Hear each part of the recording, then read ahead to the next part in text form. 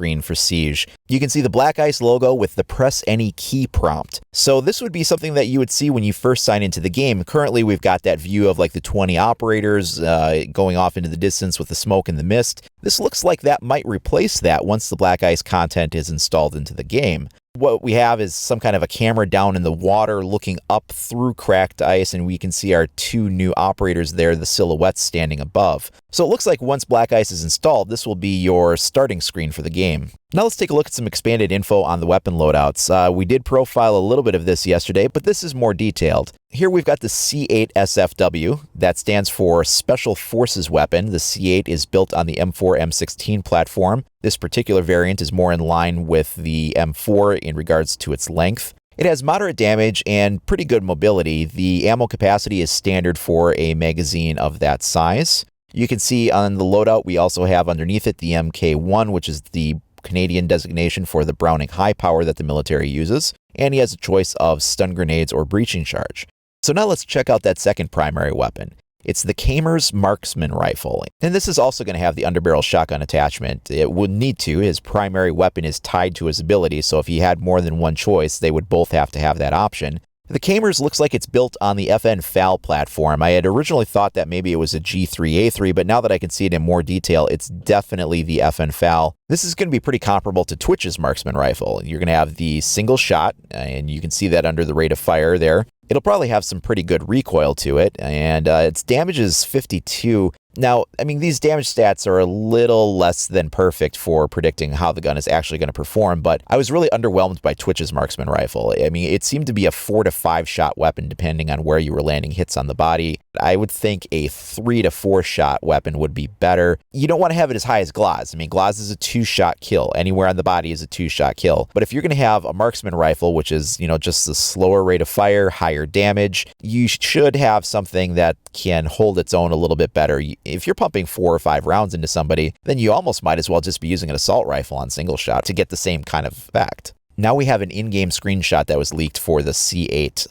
You can see here it's in a reloading animation. It's tipped off to the side here. The screen is black and white. Leads me to believe that this was screen captured off of perhaps a kill cam. You can see in the background that this is in the house map. Unfortunately, we're not getting a sneak peek of the boat. This is the foyer area in the house. You can see the stairs there, the wooden planks for the floor. Just over behind the scope, you can also see the wooden legs of the table that sits next to the bookshelf. Now let's take a look at Frost's loadout. We talked about this the other day, but this is the Benelli Super 90 shotgun, pretty standard setup there. She also has the same MK1 handgun, and her choice is going to be the Nitrocell or the deployable shield. The deployable shield is really interesting because she could put that in a door or a narrow hallway and then place her trap on the other side of it, forcing an attacker to vault the shield and land in the trap.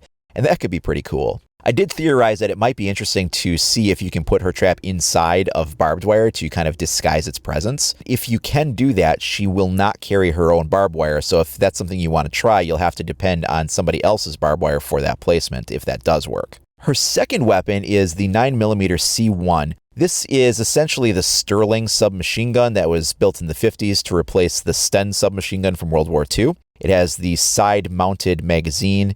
I did take a look at the JTF2 for what they use for submachine guns. It looks like they use the P90 and the MP5A3 models mostly, whereas the Canadian Army, the General Army, does have access to the C1. But I think they decided to go with the C1 for JTF2 simply because we already have a couple of operators with MP5s and we have a couple of operators with P90s, and they didn't want to be redundant with the selection. Our final image here is really interesting. This is in-game. You can see we're in the house map once again. Looks like in the living room behind the overturned couch. And we've got the MK1 with the Tier 5 weapon skin. So this is a gold-plated skin. We have the pearl handle grip, engraving on the side of the slide and body. You'll also notice the weapon attachments here. We've got the laser sight on the trigger guard. And check out the silencer. This is a unique silencer. It's different than the other silencers in the game. I mean, there are some different ones already. You'll have the smoothbore cylinder silencers on some guns, and most of the pistols have sort of that squared off asymmetrical silencer, although the Spetsnaz operators seem to have the cylindrical silencers on their pistols. But this one is different from those. It's not smooth. It has those dimples on the rear attachment there, and it has that little twist knob for rapid threading. Now, I'm not going to get excited enough to think that perhaps this is a removable silencer, that you can swap it on and off during game, but I do believe that's what that back grip ring is for, is to be able to take it on and off quickly. It just might be part of the design in a fixed silencer like all the other ones. But just a neat little bit of attention to detail that this is going to be a unique silencer. So there you go. Now I'm going to keep on top of all the